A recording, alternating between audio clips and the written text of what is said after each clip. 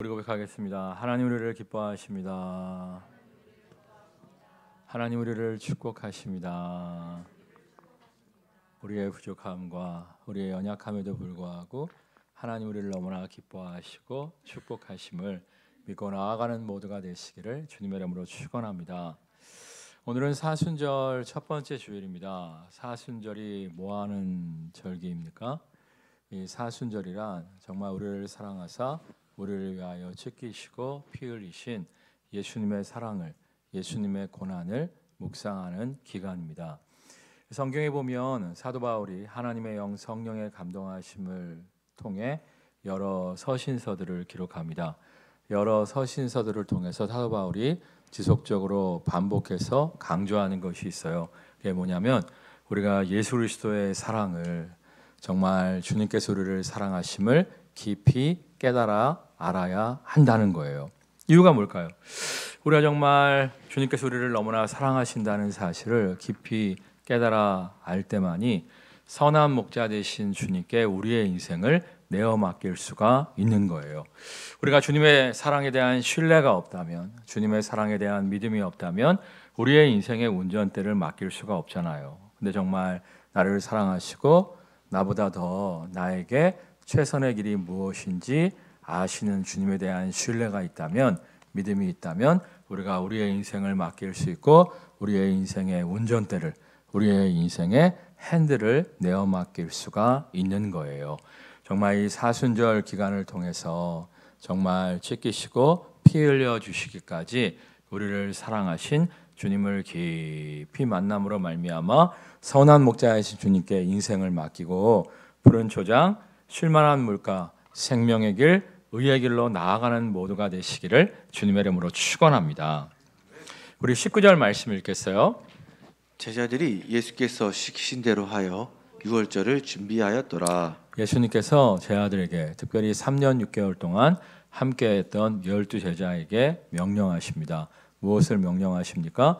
유월절이 되었으니까 유월절 식탁을 준비해라, 이렇게 명령을 하세요. 여러분, 유월절이 뭐하는 날입니까? 정말 이스라엘 백성들이 애굽에서 노예 생활의 고통 가운데 있을 때 하나님께 살려달라고 부르죠. 기도하잖아요. 그럴 때 하나님이 구원자 누구를 보내시죠? 모세를 보내세요. 모세를 통하여 이 여러 가지 재앙을 애굽에 퍼부으시는데, 여러 가지 재앙을 경험함에도 불구하고 강팍한 바로가 보낸다고 했다가 안 보내고, 보낸다가 했다가 안 보내고 하면서 이스라엘 백성을 내보내지 않습니다. 그럴 때 하나님께서 마지막 재앙, 10번째 재앙을 내리시죠. 10번째 재앙이 뭐예요? 어린 양을 잡아서 그 피를 좌우 문설주에 바른 집들은 이집트 사람이든 이스라엘 사람이든 가리지 않고 죽음의 사자가 어떻게 했어요? 6월 점핑에 넘어갔어요. 근데 반대로 이스라엘 백성임에도 불구하고 하나님의 말씀을 믿지 못하고 어린 양의 피를 좌우 문설주에 바르지 않은 집은 죽음의 사자가 들어가서 사람의 첫 번째 난 것이든 짐승의 첫 번째 난 것이든 죽여버렸습니다. 그래서 애굽 왕 바로가, 이집트 왕 바로가 하나님의 말씀을 믿지 않고 어린 양의 피를 좌우 문설주에 바르지 않았기 때문에 장자가 죽는 고통을 겪게 돼요. 그때서야 회개하고 이스라엘 백성을 보낸 것을 볼 수가 있어요. 이날을 기념해서 이스라엘 백성들은 유월절을 행했습니다. 여러분, 우리나라를 보면 신정이 있고 구정이 있죠. 신정은 언제죠? 1월 1일이고 구정은 1월 말이나 2월 정도 돼요.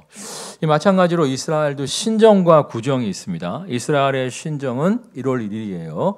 이스라엘의 구정은 바로 유월절이에요. 유월절. 근데 우리나라 신정과 구정 사이에는 길어봤자 2달이죠. 그런데 이스라엘의 유월절은 7월이에요. 7월. 그러니까 7월에 유월절 식탁을 통해서 정말 우리가 구정에 떡국 먹는 것처럼 어린 양을 같이 나누어 먹으면서 과거에 고난 중에 있는 이스라엘 백성을 구원하신 하나님이 올해 어떤 고난과 시련이 있다 할지라도 우리를 구원하실 줄 믿습니다. 이 믿음의 고백 가운데 새해를 시작하는 거예요. 정말 6월절에 주님께서 이스라엘 백성을 출애굽시켜 주신 주님께서 우리가 아무리 극심한 코로나의 고난 가운데 있다 할지라도 우리에게 회복의 은혜를, 구원의 은혜를 허락하여 주실 줄 믿습니다. 아무튼 이스라엘 백성들이, 우리나라 사람들이 구정에 떡국 먹는 것처럼 이스라엘 백성들은 구정에 뭘 먹는다고요? 어린 양을 먹는단 말이에요. 이제 어린 양을 먹으면서 유월절 식탁에 참여하고 있었는데, 이 성경을 보면 예수님께 세례 요한이 무슨 얘기를 합니까? 세례 요한이 예수님을 예비하는 자인데 예수님을 향하여 보라, 세상 죄를 지고 가는 하나님의 어린 양이로다, 이렇게 이야기하잖아요. 그러니까 예수님이 우리의 어린 양이 되어 주셨다는 거예요. 어린 양의 피를 좌우 운설주에 바른 집마다 죽음의 하자가 들어가지 않고 6월 점핑한 것처럼 예수님을 나의 구원자, 주님으로 믿고 영접하는 자마다 예수 그리스도의 보배로운 피, 십자가 보혈의 피의 은혜 가운데 모든 죄로부터 정결하게 되어 심판받지 아니하고 하나님 나라 천국에 입성하는 은혜를 누리게 되었다는 거예요. 우리 참고구절 말씀 보겠습니다. 내가 진실로 진실로 너희에게 이르노니 내 말을 듣고 또 나 보내신 이를 믿는 자는 영생을 얻었고 심판에 이르지 아니하나니 사망에서 생명으로 옮겼느니라. 진실로 진실로 진짜 베기로 너희에게 이르노니 내 말을 듣고 예수님 말씀을 듣고 또 나 보내신 이 하나님을 믿는 자는 영생을 이미 얻었고 심판에 이르지 아니한다, 이렇게 말씀을 하세요. 히브리서에 보면 한 번 죽는 것은 사람에게 정해진 것이고 그 후에는 심판이 있대요. 죽으면 끝나는 게 아니라 우리의 영혼이 심판대 앞에 쓰게 됩니다. 그래서 이제 의인은 천국에 들어가고 죄인은 펄펄 끓는 지옥불에 던지는 건데, 우리의 문제가 뭐예요? 따라하겠습니다. 의인은 없나니 하나도 없다. 의인은 없나니 하나도 없다. 우리가 이제 심판대 앞에 딱 서게 되면 우리의 죄로 말미암아 심판받아 우리 모두는 펄펄 끓는 지옥불에 던지게 되어져 있는 거예요. 근데 정말 예수님을 믿는 자는, 예수님을 나의 구원자, 주님으로 믿고 고백하는 자는 예수님이 십자가에서 흘리신 보배로운 피, 보혈의 피가 우리의 죄를 깨끗하게 씻어주심으로 말미암아, 정결케 하여 주심으로 말미암아 죽음의 사자가 어린 양의 피가 좌우 문설주에 발라진 집마다 들어가지 아니하고 점핑 6월에서 넘어간 것처럼 우리가 심판받지 아니하고 심판대를 점핑 6월에서 천국으로 입성하게 되었다는 거예요. 이 사실을 믿으십니까? 이 사실을 믿으십니까? 정말 예수 그리스도를 믿는 자는 결코 천국 지옥의 심판을 받지 않음을 믿고 나아가는 모두가 되시기를 주님의 이름으로 축원합니다. 물론 이제 천국 들어간 다음에 상급 심판은 있습니다만 그것은 천국에 일단 들어간 후에 천국에서 어떠한 축복과 영광을 누릴까, 이런 상급 심판이고, 아무튼 믿는 자는 보혈의 피의 능력 가운데 심판받지 아니하고 천국에서 깨어남을 확신하고 살아가는 모두가 되시기를 주님의 이름으로 축원합니다. 근데 거기서 끝이 아니에요. 요한복음 말씀 다시 읽겠습니다. 내가 진실로 진실로 너희에게 이르노니 내 말을 듣고 또 나 보내신 이를 믿는 자는 영생을 얻었고 심판에 이르지 아니하나니 사망에서 생명으로 옮겼느니라.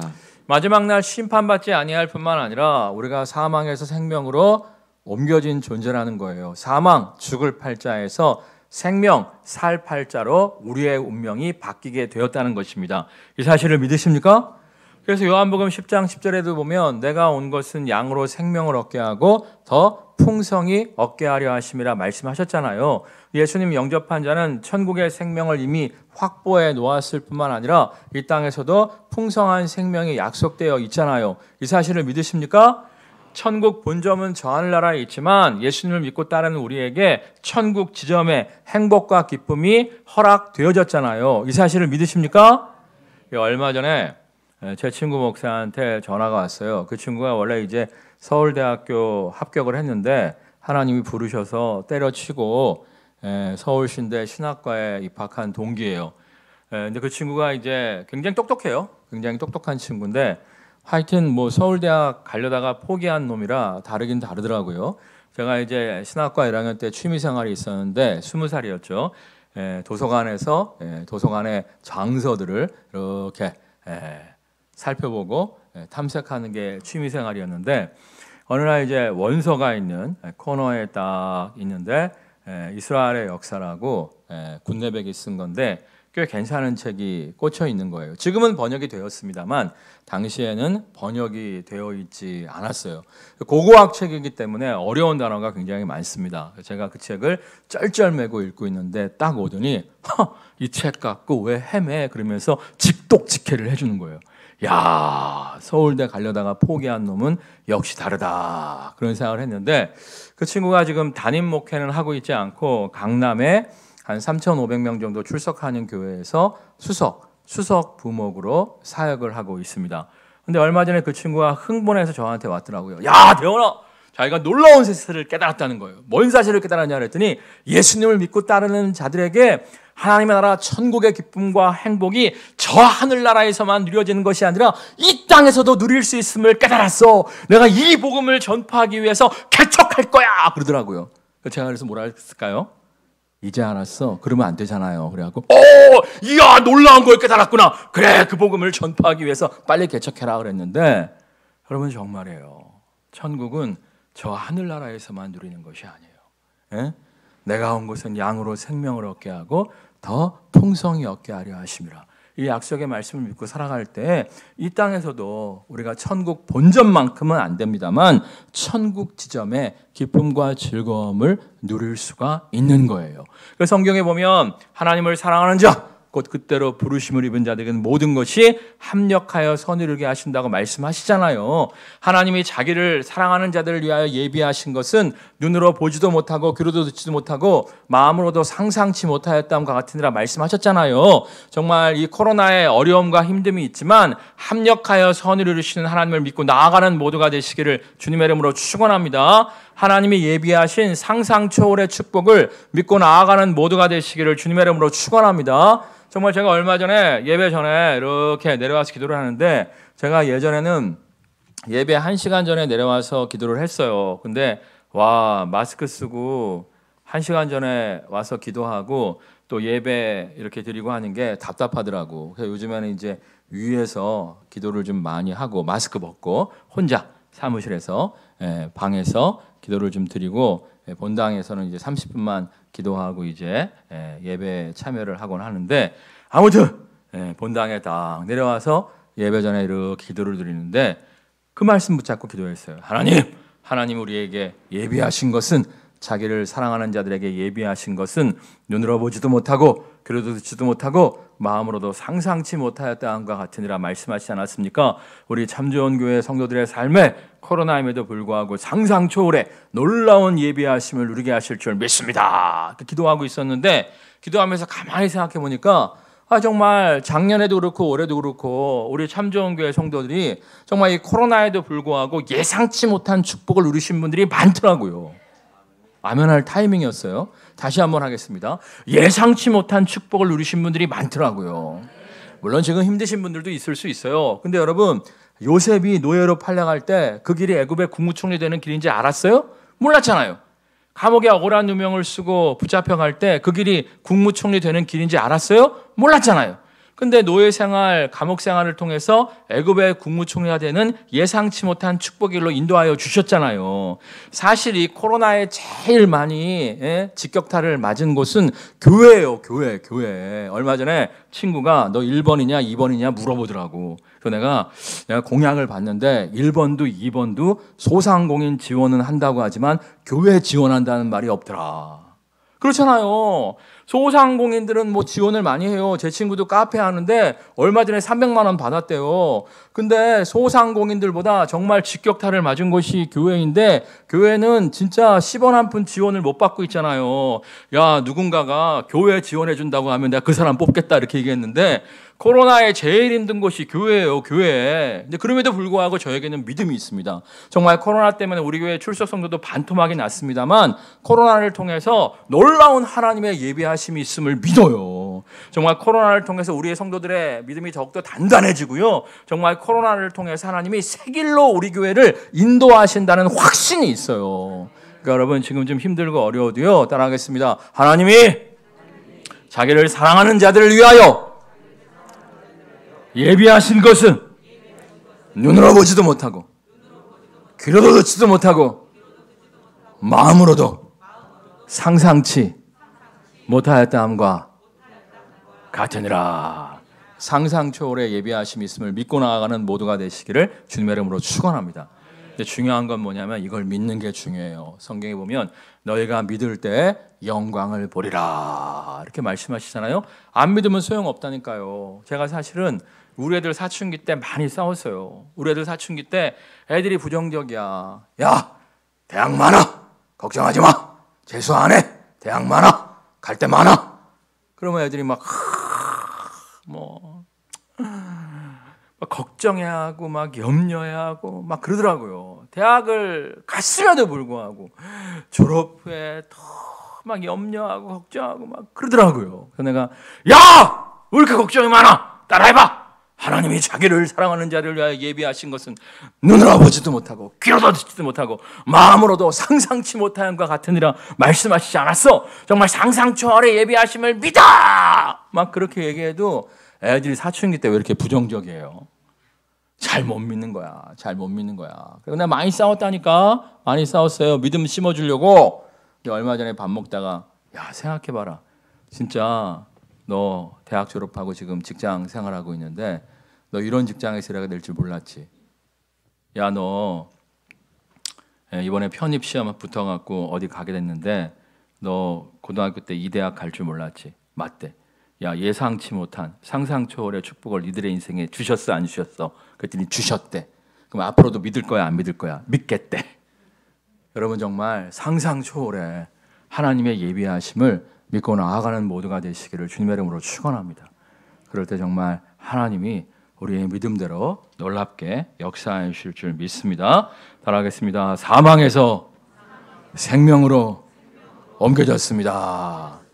죽을 팔자에서 살 팔자로 옮겨졌습니다. 이 사실을 믿고 나아가는 모두가 되시기를 주님의 이름으로 축원합니다. 21절 말씀 읽겠습니다. 그들이 먹을 때에 이르시되 내가 진실로 너희에게 이르노니 너희 중에 한 사람이 나를 팔리라 하시니. 자, 그런데 3년 6개월 동안 예수님과 동고동락했던 제자들 중에 하나가 예수님을 이제 팔아먹으려고 하는 거예요. 가룟 유다가 예수님을 은전 몇 푼에 팔아먹으려고 하는 것을 아시고 주님께서 이제 경고하십니다. 경고하는 거예요. 야, 너희 중에 하나가 나를 팔 거야. 경고하십니다. 이거는 회개하라는 얘기예요. 회개하라는 얘기예요. 예를 들어서 제가 빵집 주인인데 빵이 자꾸 사라지는 거야. 빵이 자꾸 사라지는 거야. 내가 딱 느끼기에 알바생 중에 하나가 슬쩍슬쩍 하는 것 같아. 그러면 이제 알바생들 이렇게 모아놓고 한 번쯤 이야기할 수 있잖아요. 알면서 아, 요즘 뭐 쥐새끼가 많아졌나? 요즘 고양이도 빵을 먹나? 아니 쥐새끼가 빵을 갖고 가기는 힘들 것 같은데 고양이가 빵을 물어다가 쥐새끼 앞에 놔두고 쥐를 유혹해서 잡아먹나? 요즘 이상하게 빵이 사라지네. 이렇게 얘기할 수 있잖아요. 이건 뭐예요? 야, 알바생들, 너희들 중에 누군가가 빵 훔쳐먹는 거 알고 있어. 더 이상 그러지 마. 경고 사격이잖아요. 그러니까 예수님도 지금 경고를 하고 있는 거예요. 나 알아. 니들 중에 하나가 지금 나 팔아먹으려고 하는 거 알아. 빨리 회개해. 경고하고 계신 거예요. 그럼 어떻게 하면 돼요? 어떻게 하셨지? 냉큼 회개하면 되는데 가룟 유다는 어떻게 합니까? 25절 말씀 읽겠습니다. 예수를 파는 유다가 대답하여 이르되 랍비여 나는 아니지요. 대답하시되 내가 말하였도다 하시니라. 오리발을 내밀어요. 나는 아니지요. 우리가 인생을 살다 보면 잘못된 길로 갈 수가 있어요. 완벽한 사람 없기 때문에 잘못된 길에 유혹을 받을 때가 있어요. 중요한 건 뭐냐면 하나님이 경고하실 때 빨리 돌이키는 거예요. 돌이키는 거예요. 예?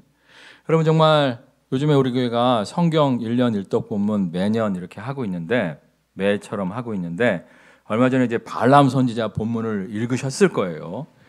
발람이 누구야 하면 심각해요. 성경 1독 본문 읽고 계시죠? 아멘이 막 나왔어야 되는데 아쉬움이 있어요. 아무튼 이제 얼마 전에 발람 선지자 본문을 읽었는데 발람 선지자가 돈의 유혹에 빠져서 가지 말아야 될 길을 가잖아요. 그러니까 하나님이 당나귀 입에 사람 말을 주셔갖고 당나귀가 사람 말을 하잖아요. 발람아, 이 길로 가면 너 죽어. 발람아, 이 길로 가면 너 죽어. 이렇게까지 말씀하셨음에도 불구하고 그 길을 진행함으로 말미암아 이스라엘 백성들이 모압을 점령할 때 발람 선지자도 죽여버리는 것을 볼 수가 있죠. 얼마 전 창세기 강해 설교했었죠. 사순절 끝나고 다시 창세기로 돌아갈 건데 그때 가인도 마찬가지 아닙니까? 가인이 쥐가 잘못해놓고 자신의 예물은 받지 않으시고 동생 아벨의 예물만 받으신다고 막 씩씩거리고 흥분해하니까 하나님이 경고하시잖아요. 너 죄를 다스려라. 죄가 문 밖에 있는데 너 죄를 다스려야 된다.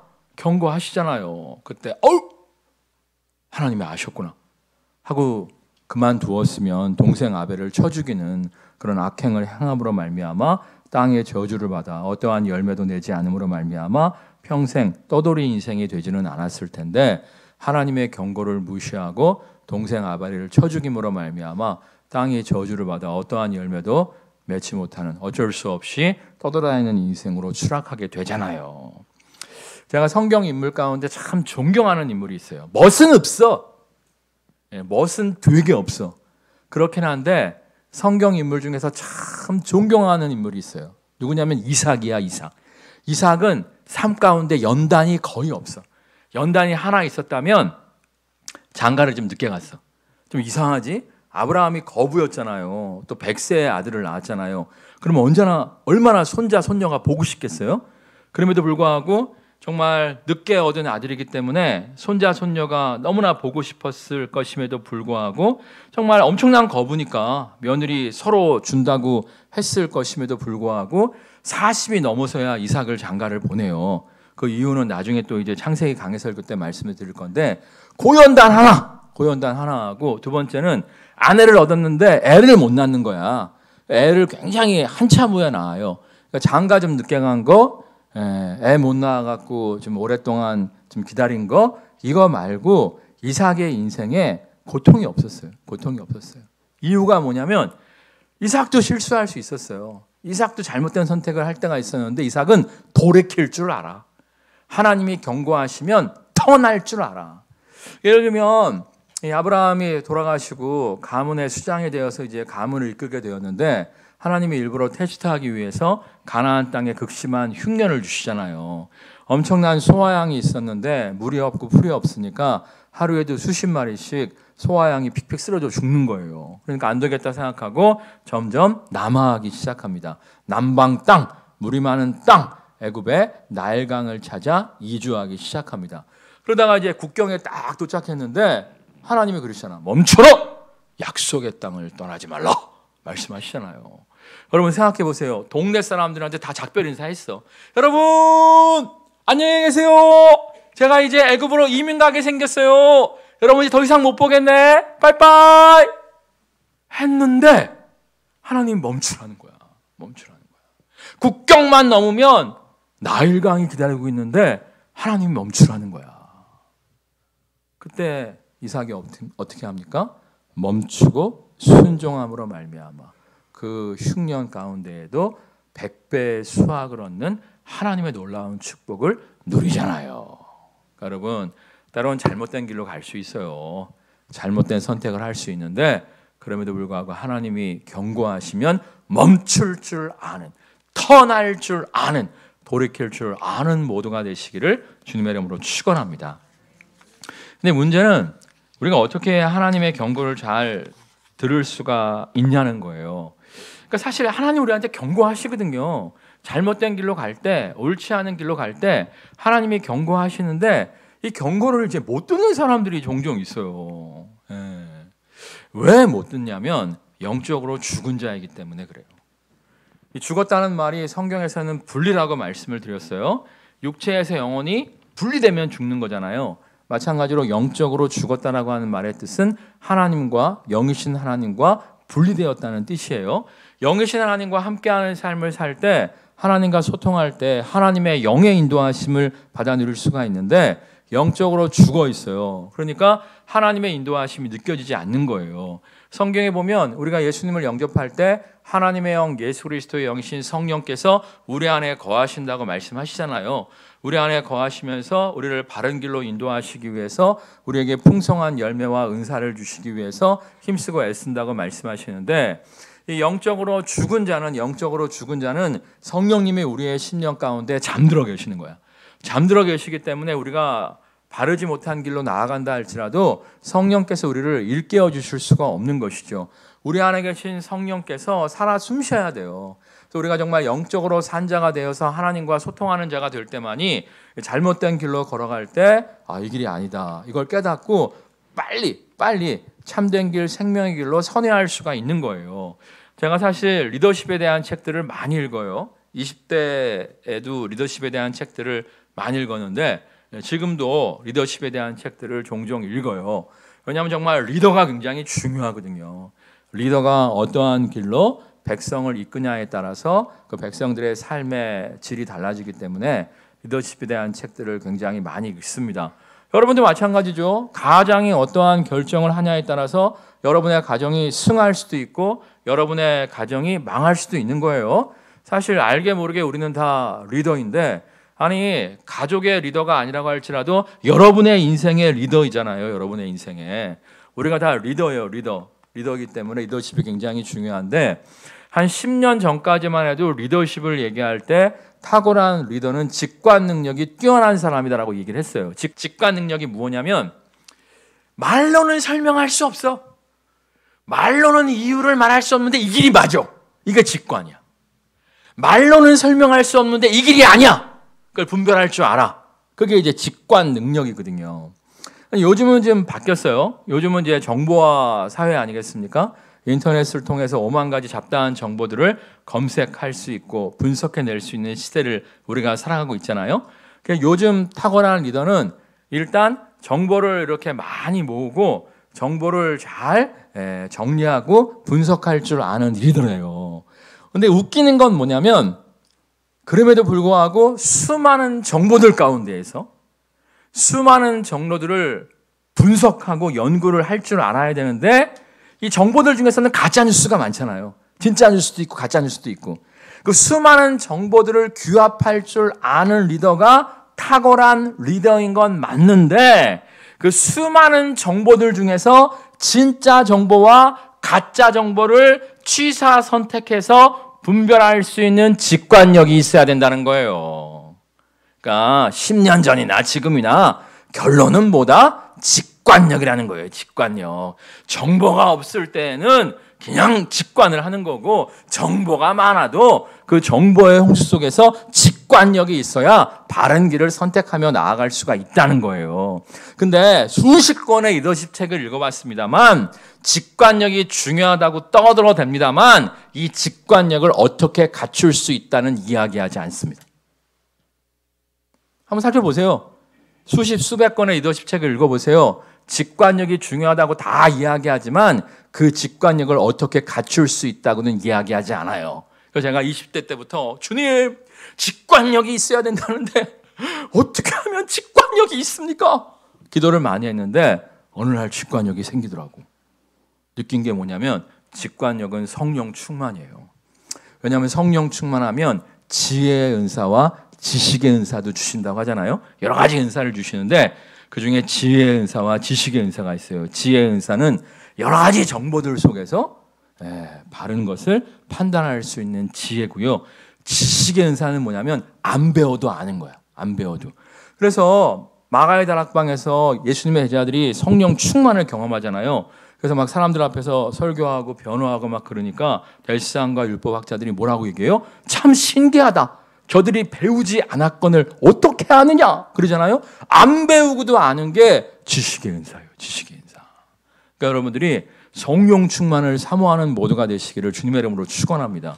우리가 성령 충만할 때 직관력이 생긴단 말이에요. 그래서 잘 몰라도 이거 안단 말이에요. 잘 몰라도 이 길 아니야. 그 길을 피해갈 수 있단 말이에요. 근데 이제 성령 충만하기 위해서는 제일 먼저 뭐가 필요하죠? 따라하겠습니다. 예배를 사모합시다. 그렇죠. 정말 하나님은 예배하는 자를 찾으신다고 하시는데 예배를 통해서 우리의 영이 회복돼야 돼요. 회복돼야 돼요. 또 말씀을 열심히 듣고 읽고 묵상해야 돼요. 말씀 가운데 하나님께서 우리에게 지혜를 주시는 경우가 상당히 많이 있습니다. 제일 중요한 건 뭐냐면 기도해야 돼요. 뭐 해야 된다고요? 그래요. 우리가 성령 충만해서 직관력이 생기려면 기도해야 돼요. 얼마 전에 후배 목사님한테 전화가 왔어요. 전화가 와갖고 목회 현장에서 이런 상황이 발생했는데 어떻게 했으면 좋겠니? 내가 딱 들어보니까 자, 그 친구한테 그런 얘기를 했어요. 야, 케바케야, 케바케. 케이스 바이 케이스라고 너의 목회 현장과 나의 목회 현장이 같지 않아. 네가 나한테 너의 목회 현장을 잘 설명해 줬지만 네가 한 일면만을 나한테 설명한 것일 수 있어. 네가 단독자로서 하나님 앞에 무릎 꿇어야 돼. 계산기만 자꾸 두드리지 말고 이 사람 저 사람의 조언만 구하지 말고 케바케니까 케이스 바이 케이스니까 내가 네 목회 현장을 완전히 모른다니까 네가 단독자로서 하나님 앞에 무릎 꿇고 하나님의 응답을 받아야 돼. 이렇게 얘기를 해줬거든요. 근데 이제 어제 다른 친구한테 전화가 왔어요. 야, 후배 누가 자기한테 전화가 왔는데 대현아 너한테도 전화를 했냐? 그러더라고요. 그래서 그 친구가 며칠 전에 나한테도 전화를 했는데 그랬더니 제 친구가 똑같이 얘기하더라고. 야, 그 자식은 머리는 좋은데 계산기만 두드려. 계산기만 두드리니까 답이 안 나오지. 그 친구도 똑같이 이야기하더라고요. 여러분 계산기만 두드려서는 답이 안 나올 때가 많이 있어요. 정말 우리가 하나님 앞에 무릎을 꿇어야 돼요. 하나님 앞에 무릎을 꿇고 정말 하나님의 지혜를 받을 때, 하나님의 지식을 받을 때 우리가 어떻게 해야 할지 그 길을 발견할 수가 있는 거예요. 여러분 정말 이 영적으로 깨어서 하나님의 인도하심을 받기 위해서 첫 번째로 뭐라고요? 예배를 사모하시고요. 두 번째 말씀을 사모하시고요. 세 번째 무릎 꿇어 기도해야 돼요. 계산기 좀 그만 두드리시고요. 무릎 꿇어 기도해야 돼요. 그럴 때 정말 우리를 향한 하나님의 인도하심을 온전히 받게 될 줄 믿습니다. 그리고 또 우리가 이제 하나님의 경고를 잘 받아들이기 위해서는 중요한 것이 있는데 따라하겠습니다. 내가 약한 것이 무엇인지 알아야 합니다. 내가 약한 것이 무엇인지 알아야 돼요. 예를 들어서 발람 선지자는 돈에 약했어. 돈. 금은보화에 약했어. 그러니까 당나귀가 아니라고 사람 말을 함에도 불구하고 무시하고 갔다가 불행한 최후를 마치잖아요. 그러니까 내가 돈에 약하다. 이걸 미리 알고 있어야 돼. 그래야지 우리가 잘못된 유혹에 빠져들지 않을 수 있어요. 다윗은 뭐에 약해요? 다윗은 이성에 약해. 여자에 약해. 그러니까 우리아의 안에 밧세바와 간음함으로 말미암아 정말 그 징벌로 그 가문에 칼이 떠나지 않는 저주를 경험하게 되잖아요. 그러니까 여러분 다 알 거야. 내가 돈에 약한 사람인지 내가 이성에 약한 사람인지 아실 거예요. 그래갖고 주의해야 돼요. 제가 이제 50대 후반을 향해서 달려가고 있는데 요즘 자꾸 그런 생각이 들어. 야, 명예를 조심해야겠다. 목사들은 보통 돈 욕심은 없어요. 근데 이제 명예를 조심해야겠다. 그런 생각이 많이 들어요. 왜 드냐면 이쪽 지역에 있는 교회들이 1년에 한 번씩 이렇게 모여갖고 무슨 회의를 해요. 그래갖고 대의원을 뽑아.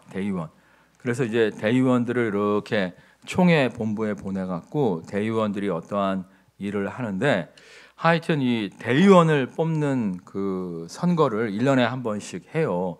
근데 보통 이제 선배 목사님들이 대의원으로 뽑혀서 나가시거든요. 근데 나는 뭐 대의원에 신경도 안 쓰고 뭐 그랬는데 제가 이제 이번에 대의원은 안 됐습니다만 하여튼 제가 굉장히 근사치에 이렇게 됐다는 거예요. 그래서 제가 3-4표만 얻으면 내년에는 대의원으로 나갈 수가 있다는 거예요.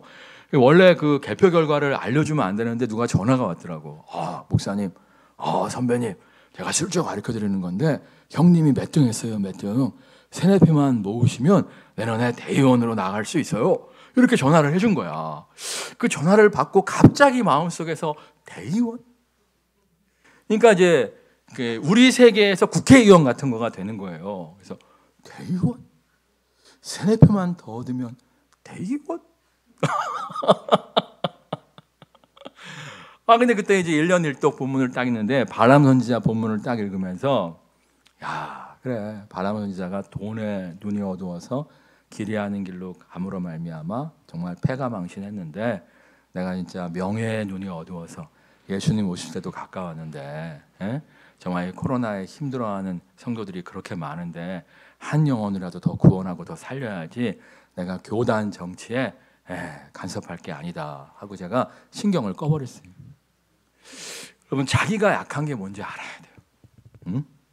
자기가 약한지 뭔지 알아야 그 유혹을 안 받을 수가 있어요. 여러분이 뭐에 약한지 잘 분석하시고 그걸 피해갈 줄 아는 모두가 되시기를 주님의 이름으로 축원합니다. 마지막으로 제일 중요한 것은 따라하겠습니다. 아니다 싶으면 돌이키는 용기가 필요합니다. 이게 정말 중요해요. 푸틴 봐. 자기가 생각한 것대로 전쟁이 잘 수행되지 않잖아요. 그만둬야 되는데 그만을 못 둬요. 이유가 뭐예요? 체면 때문에 못 두는 거야. 체면 때문에. 여러분, 성경을 보면 돌아온 탕자가 있지 않습니까? 나는 돌아온 탕자를 참 존경합니다. 돌아온 탕자는 대단한 사람이에요. 왜냐하면 이제 아버지가 눈 시퍼렇게 뜨고 살아있는데 아버지한테 유산 달라 그래갖고 타국에 가서 흥청망청하다 다 날려먹었잖아요. 예? 동네를 떠날 때 사람들이 얼마나 손가락질 많이 했어요. 아이고, 어떻게 아버지가 살아있는데 유산을 달라 그래? 저 나쁜 놈! 손가락질 많이 했잖아요. 그러면 고향으로 돌아올 때는 어떻게 돌아와야 돼요? 금이 환영을 해야 되잖아. 근데 뭐가 됐어? 거지가 됐어. 거지꼴 됐는데 돌아왔다. 대단한 거예요. 그렇게 생각이 안 드세요? 여러분이 거지꼴 됐어. 예? 동네방네 뭐 사업해갖고 내가 성공할 거라고 막 있는 돈 없는 돈 발박 긁어갖고 어디 가갖고 사업을 막 했는데 쫄딱 망했어. 돌아가고 싶어요? 동창회 나가고 싶어요? 와, 근데 이 탕자는 고향으로 돌아왔어. 대단한 사람이에요. 대단한 사람. 그런데 우리에게 이렇게 돌아오는 용기가 필요해요. 거지꼴 됐음에도 불구하고 체면 불구하고 돌아올 때 아버지가 버선발로 달려가서 팍 품에 안아주시면서 아들의 권위를 회복시켜 주시잖아요. 이 성경을 보면 두 아들의 비유가 나오는데 한 아들한테 야, 포도밭에 가서 좀 일해라 아버지가 얘기하니까 싫어요 그래요. 그 나중에 가서 일을 해요. 그리고 다른 아들을 불러서 포도밭에 가서 일을 좀 해라 그랬더니 좋아요 그리고 안 해. 이런 비유가 있는데 나는 솔직히 내가 그 싫어했던 그 아들 같아요. 하나님이 나한테 부담되는 명령을 하실 때 내가 자주 그래요. 싫어요. 왜 내가 해야 돼요? 이렇게 할 때가 많아요. 근데 조금 이따 돌이키고 순종을 해. 이게 중요한 거예요. 돌이키는 용기가 중요한 거예요. 돌이킬 줄 알 때 하나님의 회복의 역사가 우리의 인생에 나타나는 거예요. 여러분, 정말 잘못된 길로 가고 있다면 하나님이 경고하실 때 체면 내려놓고 돌이킬 줄 아는 모두가 되시기를 주님의 이름으로 축원합니다. 돌이킬 줄 알 때 생명의 길, 의의 길, 회복의 길로 인도하여 주실 줄 믿습니다. 찬양하겠습니다.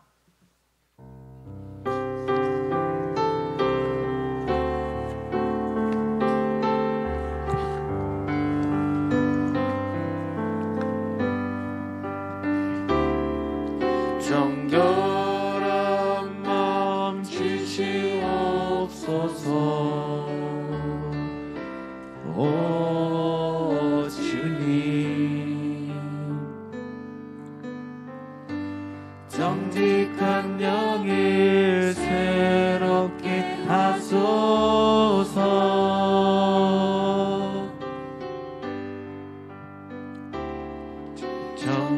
정결한 마음 주시옵소서. 오 주님, 정직한 영을 새롭게 하소서.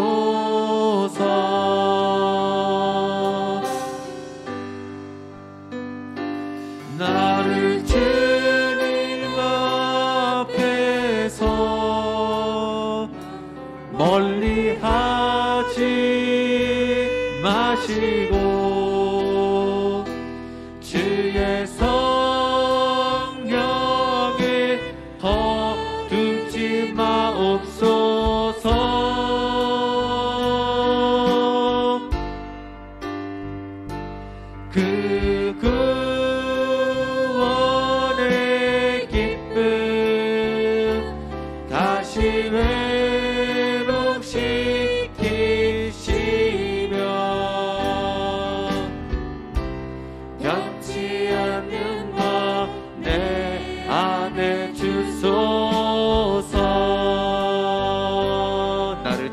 주옵소서. 나를 주님 앞에서 멀리 가지 마시고 주의 성령을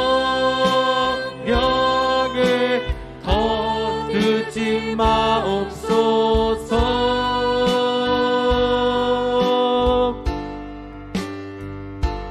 그 구원의 기쁨 다시 회복시키시며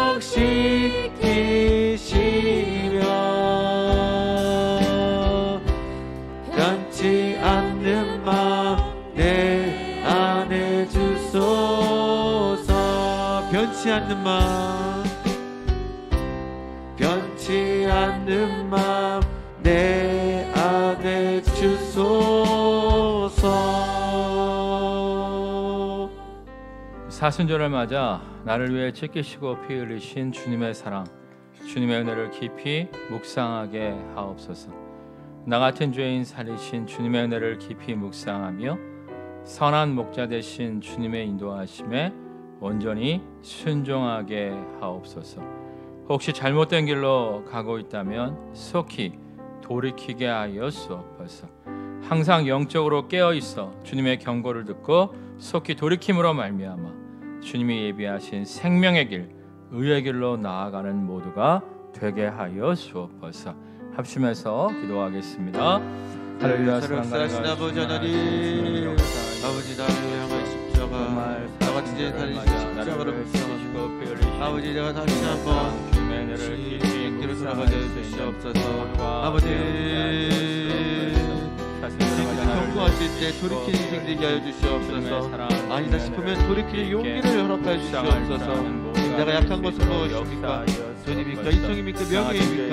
아버지 내가 약한 것, 아버지 그 가운데 나아가는 인생이 아니라 주님께서 아니라고 하시면 멈추게 하시고 아버지 다시 한번 주님의 인도하심을 구하며 나아가는 사순절 되게 하여 주시옵소서. 나를 위한 십자가를 묵상하며 다시 한번 주님과의 기쁜 교제가 회복되는 시간 허락하여 주시옵소서. 길로 나아가는 모두가 되게 하여 주옵소서. 사랑과 은혜가 충만하신 주님, 우리를 사랑하사 찢기시고 피 흘려 주시기까지 한 주님의 사랑을 깊이 있게 묵상하는 모두가 되게 하여 주옵소서.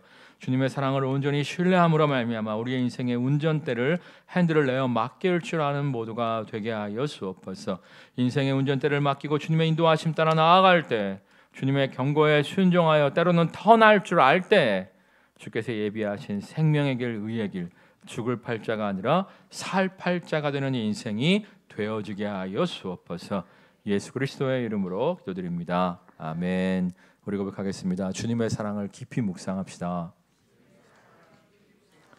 주님의 사랑을 깊이 묵상함으로 주님의 사랑을 깨닫고 그분께 우리의 핸들을 맡길 때에 생명의 길, 의의 길로 인도하시는 주님을 만나게 될 줄 믿습니다.